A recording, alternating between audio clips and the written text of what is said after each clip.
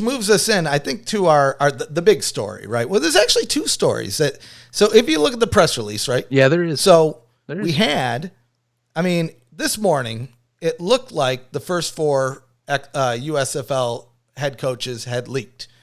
We're not going to jump into the wrong ones, but we'll jump into the right ones. But at the same time, the league, when they announced the head coaches, actually it was announced live on The Herd on FS1. Unlike the last time from The Herd, though, I think the last time we had to wait about an hour and a half. This time, they knew. Let's put it in hour 3. And he kept... Yeah, they dragged that one out. I swear, they were waiting. They were waiting to finalize that paperwork on that other coach that maybe we'll talk about here in a little bit. But I think when we were going into the announcement, I think a lot of people expected that we were going to get either all of the Southern Division or the Northern Division. So, I was a little surprised when we saw a mixture. We saw a mixture in there. I think, what was it, three Southern teams and one Northern team? Is that what we got? No, it was a split of two. That's right. Yeah. You had, if you want to go, but I was going to say you had the Generals and the Stars from the North get represented, and then the Gamblers and the Bandits getting theirs announced too. So they split them up, and they also announced the divisions, by the way, and around the same time, saying, "Hey, here's our division logos." So there's a little bonus too with that same deal. Rapid fire announcements. I like it. So let's just run down the list. We got Bart Andrus, Philadelphia Stars, Mike Riley, New Jersey Generals, Todd Haley, Tampa Bay Bandits, and Kevin Sumlin from the Houston Gamblers. My initial take, I like them. I know it's kind of mixed online. I think there's a lot of people that are excited.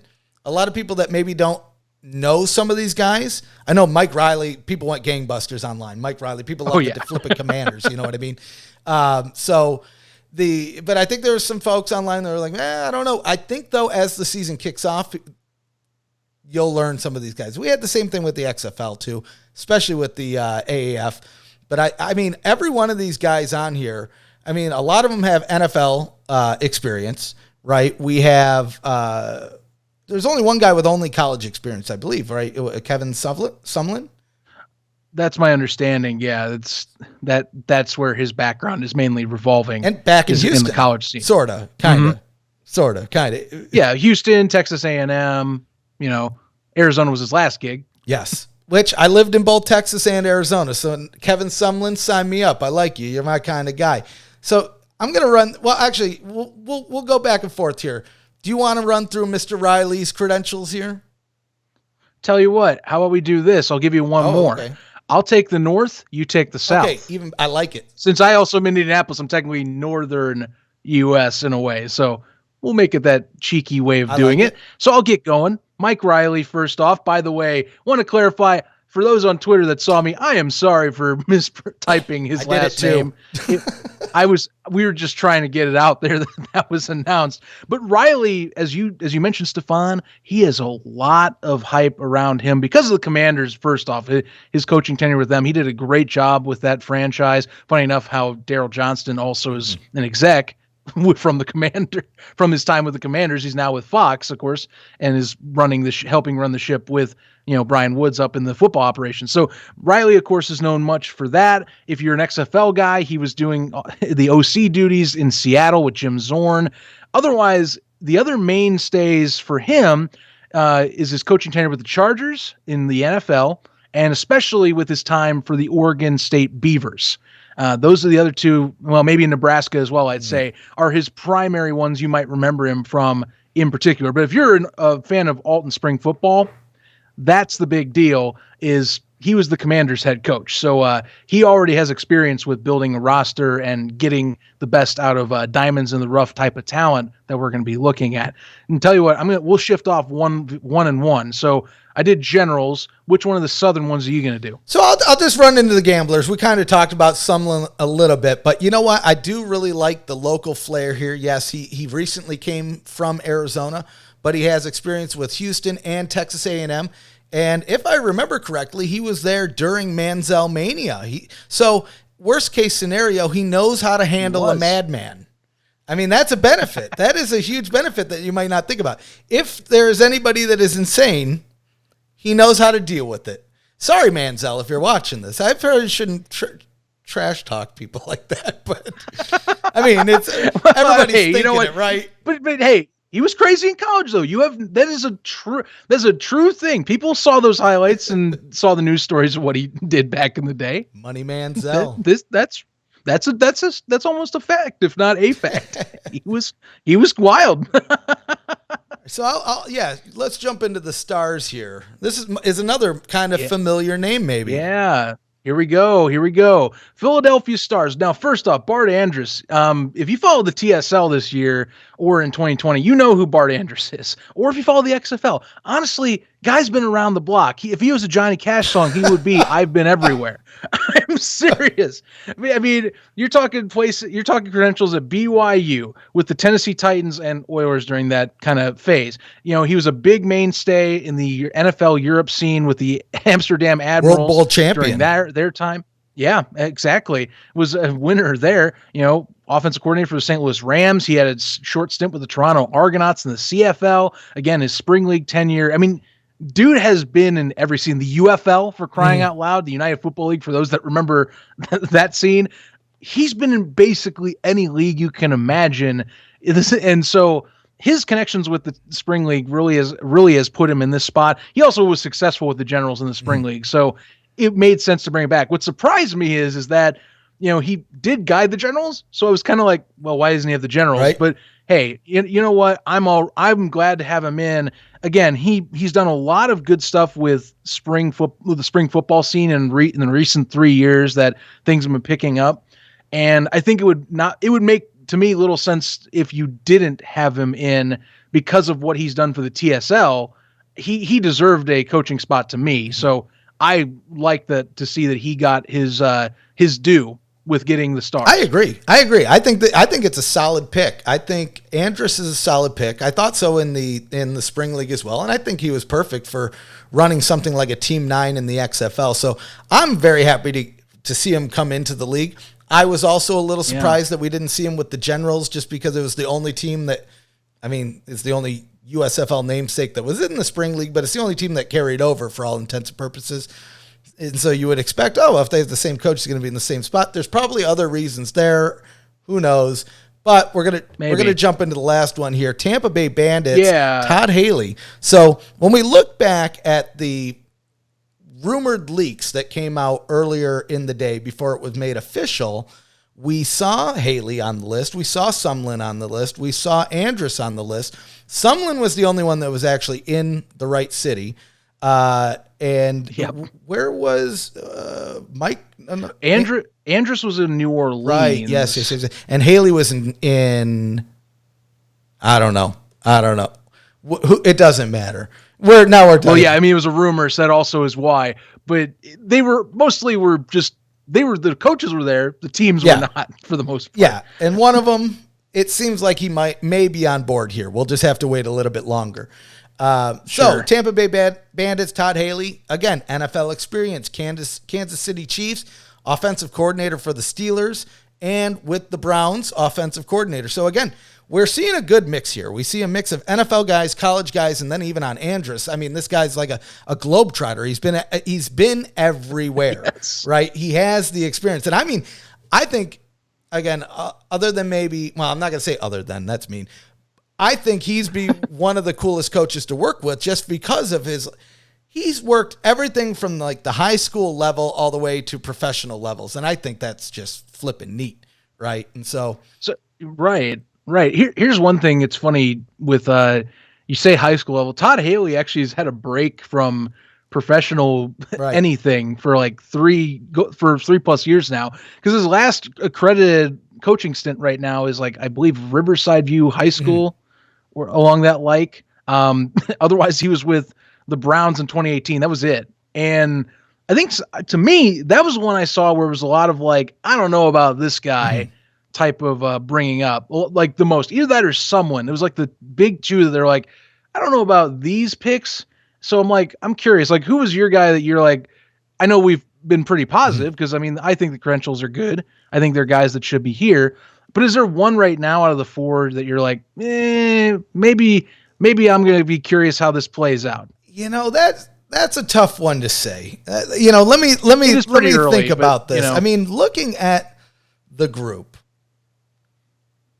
honestly, and I know Bandit Ball people probably would be upset about this, but I'd have to go Todd Haley. And this is, I'm just saying, if I had to choose one that I'm not sure about, it's probably him. And I would say most people would probably pick Andrus. But again, for the reasons I mentioned before, I think this is the perfect formula for him, right? This is the place where he can make the magic, the type of magic that he knows how to make happen. He can do it here. You look at Sumlin, a lot of college experience. We're going to have a lot of guys that are coming with that type of caliber play. I think that's going to be important. Mike Riley, we mentioned it before, boatloads of spring alternative football experience and NFL experience.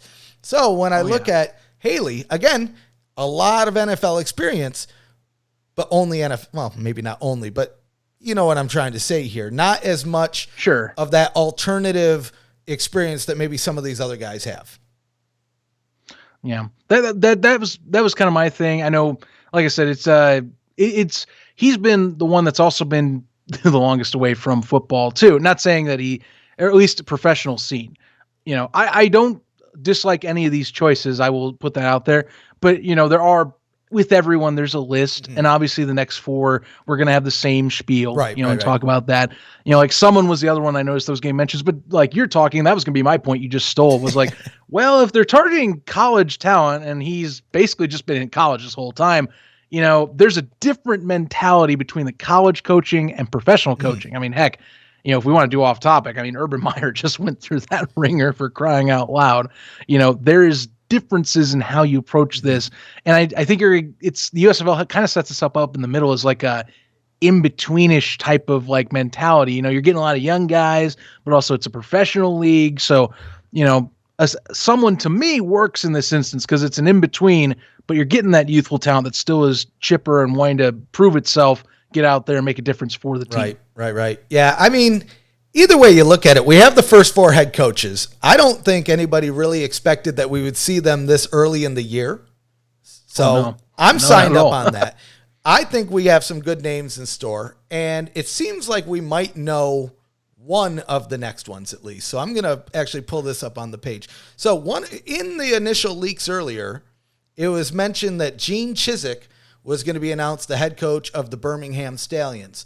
And again, this was part of that initial rumored leak that had happened earlier before the news was made official. And since then, Chiswick actually came out and he said, look, I've had some discussions with them. We haven't finalized a contract. Ain't happening, at least right now. Well, Chris Breeze, CBS Sports, I believe, he reports that he's following up on the Gene Chiswick situation, at least the rumor, and he's hearing that the move is a done deal. So whether that means that they signed the contract from when that was mentioned till now, or if it was done and it just wasn't in the cards to be announced, or maybe they're still finalizing the deal, but it's looking like we're headed in the right direction. So we have four more. We might only have three more. Me personally, I think, again, Chiswick, I think is perfect for the USFL. I think he's going to be a great fit. Birmingham Stallions, get a good name, get a good coach. What are your initial feelings if this turns out to be true? If it does turn out, and we got to specify that because, it's not official yet, so we can't just act like it's official. But if this turns out to be true, and there are a lot of signs that are pointing fingers towards being true, I find this fascinating because I looked into Chiswick when that was leaked really this morning. I was like, okay, let me double check his background again because it's been a minute. And with all the leaks I follow, and you and I both know this well, it's kind of hard to keep everything in order at times. So Chiswick, of course, has his background with coaching at Auburn, post Tommy Tuberville era, and he also was doing coordinator work for North Carolina as well, as the OC, that is. So his last role was there. He's mainly for a few years now been at the SEC network as an analyst. So he hasn't had much work back in that scene in a bit. That's what's fascinating to me is he's going to be jumping back into it for the first time in a while. Otherwise, I mean, hey, again, profile fits well. I see it as like a Kevin Sumlin type of hire where like you have a lot of the college expertise and you can fit that in between kind of gap that's the USFL is presenting itself. So if it's true, I dig it. Now, is it the Stallions? Who knows? Because even with the leaks like Greg McElroy had earlier today, as we're recording, I mean, those teams weren't correct. So it's not guaranteed he's going to be Birmingham, but is he maybe being signed a contract? There's signs saying that he might just be doing that. Yeah. I mean, I'm expecting that we'll probably hear the next round of coaches soon. If I were to guess, I would say probably next week, maybe a week exactly from the time that we heard these ones. Again, speculation zone. Let me just let that known. Not confirmed, speculation. We're just shooting the S here. So don't rip my legs off, my arms off. Don't bring the pitchforks and fire if it doesn't happen. We're just talking about what could possibly happen. I mean, looking forward, we have a lot of things still left to learn from the league. One of them clearly is the remaining coach reveals. Like I said, I think we'll probably get them sooner rather than later, especially because they're going to be putting these teams together next month, right? At the end of next month. Yeah, right. So, I mean, do you think we'll get another grandiose experience where it's on the herd? Do you think maybe we'll see it somewhere else? What do you think? Will the herd add a fifth or how many hours is the herd? 3? I think it's 3. Will they add a 4th hour to make us wait 1 hour longer? Might as well get those ratings up, right? Well, I will say we're going to go on the status quo. They're probably going to use the herd to announce the teams or the coaches again. If they already did it for the teams and they did it for half, why would you, like, for example, imagine if you switched it up to say, undisputed, and all of a sudden you like make that flow go horribly and like, all right, Skip, Sharp, Shannon, let's stop. We got to talk about these. It was kind of funny if they debated them, like who's the best of the 8 coaches at the end, but it's going to be the herd. They're going to keep the consistency of doing it. If you'd seen it once, you've seen it twice, odds are they're going to do it 3 times in a row to make you go back. To the dismay, of course, I understand some people. I know not everyone likes Colin Cowherd's The Herd, but it's the one that, it brings in good ratings for Fox. It's a great sports platform for them. Obviously Fox Sports Radio and FS1, they are trying to compete and be one of the top guys that provides sports content. Of course, they're competing with like the likes of ESPN. So, they're going to do it through one of their top shows. And honestly, the herd is probably the better path anyway of their main slate. They're going to do it again there. They've already done it twice. They're going to do it a third time. That's what I'm trying to get across to you. No, I agree. I don't know. Honestly, I don't know why people hate the herd so much. I don't watch it, so maybe that's probably why I don't understand the hate for it. Maybe if I watched it more, I'd say I get it. I don't know. I think some of the discussions with certain folks, because I saw one, it was they're like, oh man, I have to listen to him talk about Baker Mayfield again or Aaron Rodgers again. I'm like, I'm like you. I don't watch enough of the herd or listen enough to the herd. But I mean, I remember with the team announcements, for example, like I jumped in to watch and like, sure enough, it was a Baker Mayfield discussion. So like, as soon as somebody tweeted that out, it clicked. I was like, oh wow, that's way too familiar for me already. So maybe that's the thing. He just sticks on topics too long. I don't know. I don't watch enough of Colin Cowherd's show. That's the thing. I mean, maybe by the end of the season we'll be experts.